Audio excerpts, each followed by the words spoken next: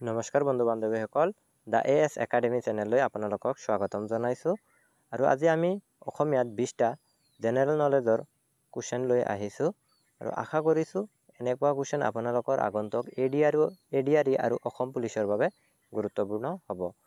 আজিৰ প্ৰথম প্ৰশ্নটো হৈছে যে গুৱাহাটী বিশ্ববিদ্যালয় কেতিয়া স্থাপন কৰা হৈছিল? ইয়াত শুদ্ধ উত্তৰটো হ'ব অপশ্যন এ 1948। তাৰপিছত বন্ধু বান্ধৱীসকল নেক্সট কুৱেশ্যনটোত কৈছে সাহাৰা মৰুভূমি কোনখন মহাদেশত অৱস্থিত? ইয়াত শুদ্ধ উত্তৰটো হ'ব অপশ্যন চি দক্ষিণ আফ্ৰিকাত অৱস্থিত। সাহাৰা মৰুভূমি দক্ষিণ আফ্ৰিকাত অৱস্থিত। তাৰপিছত নেক্সট কুৱেশ্যনত সুধিছে আটাইতকৈ পাতল গেছবিধৰ নাম কি? বন্ধু বান্ধৱীসকল আটাইতকৈ পাতল গেছবিধ হৈছে হাইড্ৰজেন গেছ, অপশ্যন এ। তাৰপিছত নেক্সট কুৱেশ্যনত সুধিছে মাটিকালিৰ ক্ষেত্ৰত অসমৰ সৰ্ববৃহৎ জিলাখনৰ নাম কি? মাটিকালিৰ ভিত্তিত অসমৰ সৰ্ববৃহৎ জিলাখন হৈছে কাৰ্বি আংলং জিলা, অপশ্যন এ।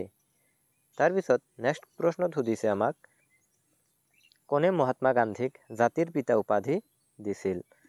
বন্ধু বান্ধৱীসকল মহাত্মা গান্ধীক জাতিৰ পিতা উপাধি দিছিল সুভাষ চন্দ্ৰ বসু, অপশ্যন বি।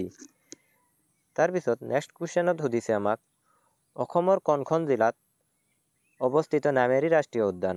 অসমৰ কোনখন জিলাত নামেৰী ৰাষ্ট্ৰীয় উদ্যান অৱস্থিত? ইয়াত শুদ্ধ উত্তৰটো হ'ব অপশ্যন এ, অৰ্থাৎ শোণিতপুৰ জিলাত অৱস্থিত নামেৰী ৰাষ্ট্ৰীয় উদ্যান।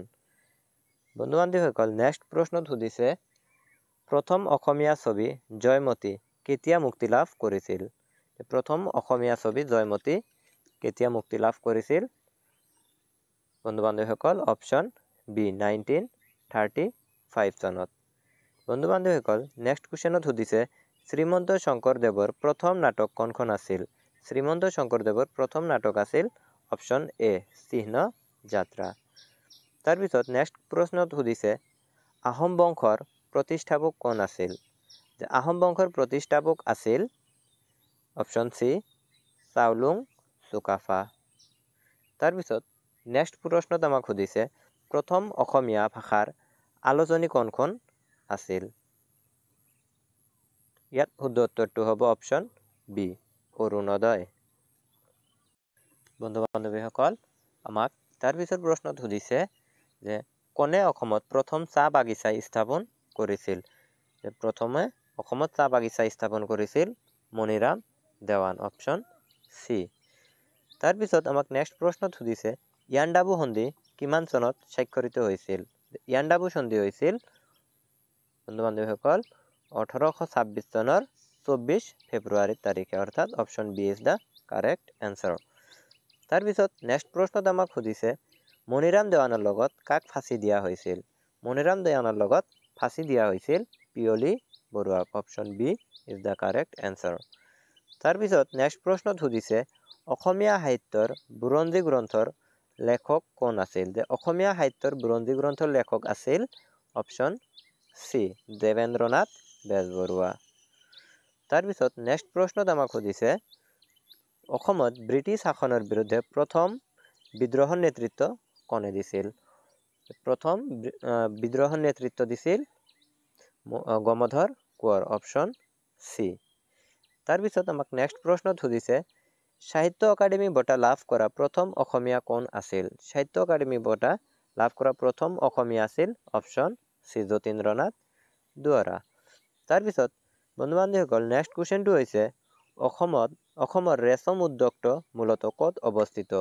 ৰেচম উদ্যোগ মূলতঃ শুৱালকুছিত অৱস্থিত। বন্ধু বান্ধৱীসকল এইটো বহুতেই ইম্পৰ্টেণ্ট কুৱেশ্যন হয়, শুৱালকুছিত অৱস্থিত। তাৰপিছত আমাক নেক্সট প্ৰশ্নত সুধিছে কোনে অলকানন্দা কবিতা সংকলনটি লিখিছিল?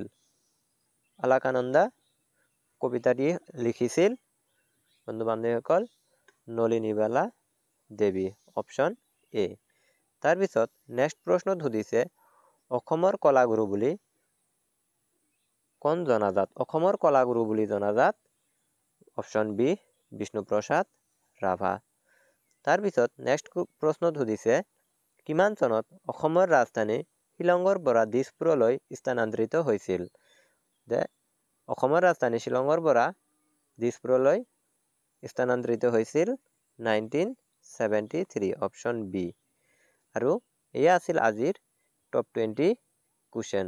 আৰু যদি ভিডিঅ'টো আপোনালোকৰ ভাল লাগে তেনেহ'লে এটা লাইক কৰিব, কমেণ্ট কৰিব আৰু এনেধৰণৰ কুৱেশ্যনবোৰ পাবলৈ চেনেলটো ছাবস্ক্ৰাইব কৰি ল'ব। ধন্যবাদ। জয় আই অসম।